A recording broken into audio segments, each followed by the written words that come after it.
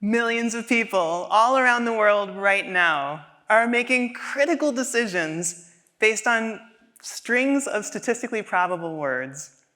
AI, I mean, large language models specifically. But it's true, executives are betting billions on AI-generated market analysis. Parents are using AI to navigate family crises. Doctors are relying on AI for diagnostic suggestions. And when it works, the answers these systems give can be rock solid, sometimes even life-changing. The text sometimes sounds as if it came from a brilliant, efficient human.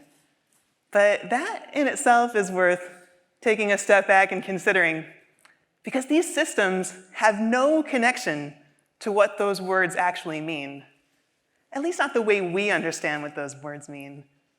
And that means that something fundamentally human, our ability to create meaning through lived experiences and express it through language, is being not just delegated, but gradually surrendered. But funnily enough, the key to resolving this dilemma is something I learned when I was 7 years old, sitting on a library floor. I was reading a Spanish language instruction book, and I felt this weird tension in my brain between the English word book and the Spanish word libro, right? Same object, same weight in my hand, same smell of ink and paper, but suddenly it had two names. And then it hit me, bam, the thing exists separately from whatever you call it. And that, believe it or not, that insight is key to how we can use AI while embracing our most human trait. But listen, before I get into all of that, I do want to clarify, in no way am I anti-technology. I'm just very pro-human and pro-AI that benefits humans. I actually have been using AI systems for years. I was one of Netflix's first employees at a time when we were building the first algorithmically optimized e-commerce experiences, the kind of thing that's now standard. But these days, I'm advising leaders at companies like Google and IBM on tech decisions and participating in high-level AI governance discussions with the UN and other bodies. So I say all that to say, I am not standing here out of fear, but this is a defining moment for how humans will relate to AI for generations to come. There's a question that drives my work. How can we help humans prepare for what, by all indications, looks like it's going to be an increasingly tech-driven future? Now, that has lots of other questions around it: trust, democracy, society, work. But out of these intersections, the one that fascinates me most has to do with what I consider to be, what I believe to be, the central human idea: meaning. How can we help humans continue to find and create meaning in a world where machines are an increasingly large part of the creative and productive process? So, how? How do we reclaim meaning in a world where machines can fake understanding so convincingly? Well, there's a three-step process that I use with executives that I'm working with when they're evaluating AI recommendations. Anyone can use it. Unname it, experience it, connect it to what matters. Let me explain. So step one, unname it. What's actually being described? What's beneath the words? Don't just accept the language, examine it, and examine what it refers to. Which brings me to step two, experience it. What is this in real life? What does it feel like? You know, when do you truly encounter it? And step three, what does it connect to? What does it matter to you? Connect it to what matters. Let me back up. Why unname it? Well, because of a lesson from information theory. The formula is simple. The more predictable something is, the less information it contains. For example, imagine I'm holding a cat. If I say, "This is my cat, I have given you very little information. You expected that. But if I say, this is my razor-clawed demon of destruction, now you're surprised. And surprise carries more information. And as humans, often feels more meaningful. It connects to delight, too, and curiosity and connection, all because it's improbable. So let's go back to that key insight from little 7-year-old Kate and the libro. The cat, or the book, exists separately from the name we give it. And we know that because we have real-world experiences with them. The scratch of the cat or the smell of the ink. The moments we don't have words for. Unname it, and you see the thing itself beneath the words. And then experience it. See, AI systems like ChatGPT and other large language models have gotten really good at stringing together probable sequences of words and making them sound profound, wise, even comforting.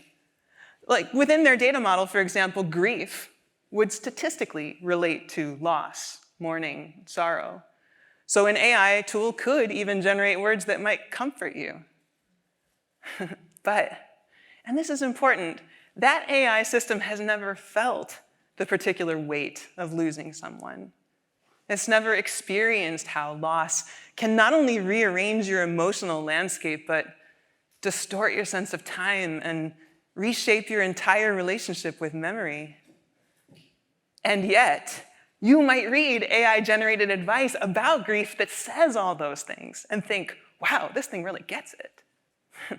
But what's actually happening is that that tool has been trained on what humans have said to one another and is regurgitating that.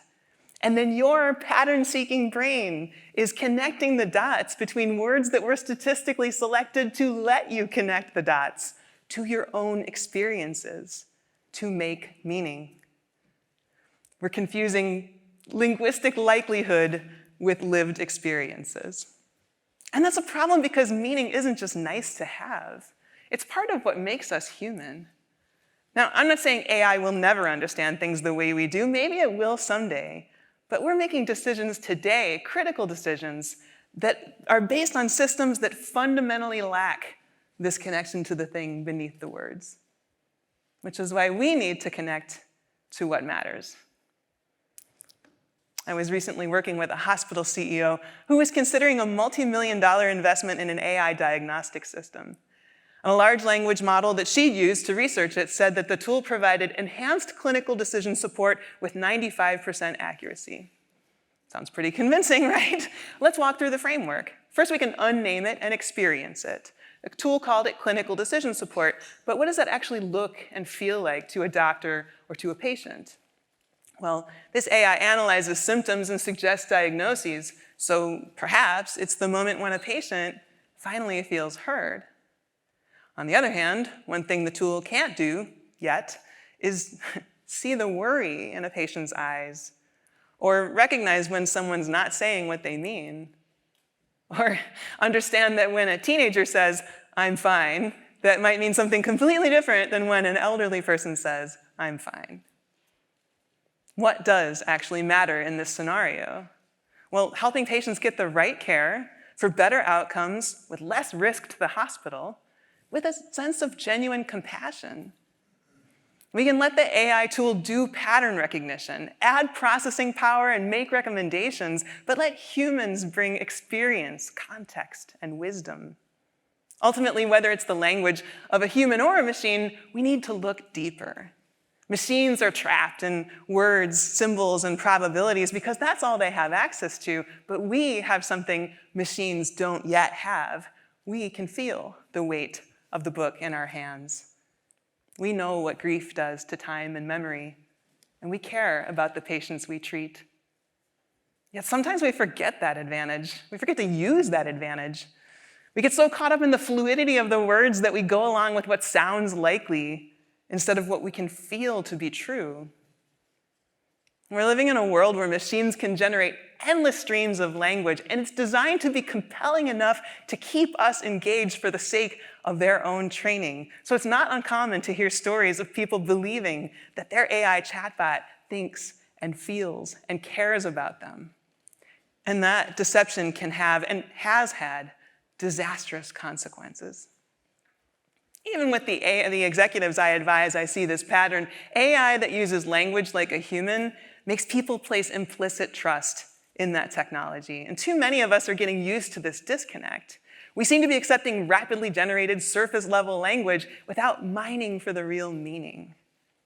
We're letting algorithms predict what we want to hear instead of figuring out what we need to know.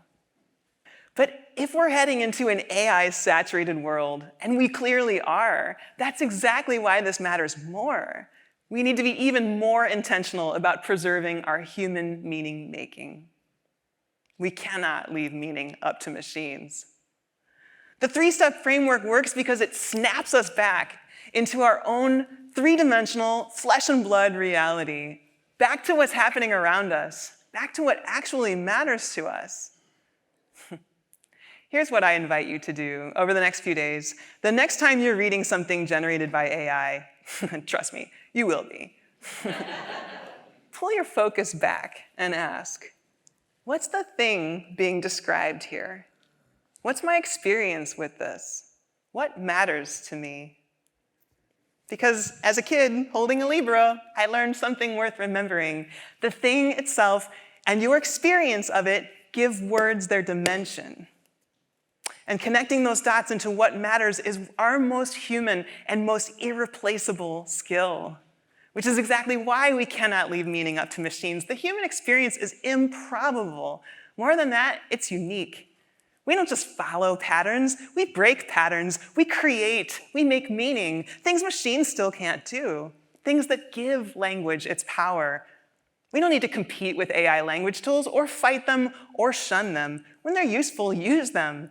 We can bring that improbability to our use of AI by bringing along our authentic human selves and the truth of our lived experiences and the quirkiness of our creative expression. That's how we preserve what's human, even as the world gets more digital. That's how we transform not just how we interact with AI, but how we connect with one another, and ultimately how we make sense of our own human journey. Because this actually isn't just about better technology, it's about better humanity. Thank you.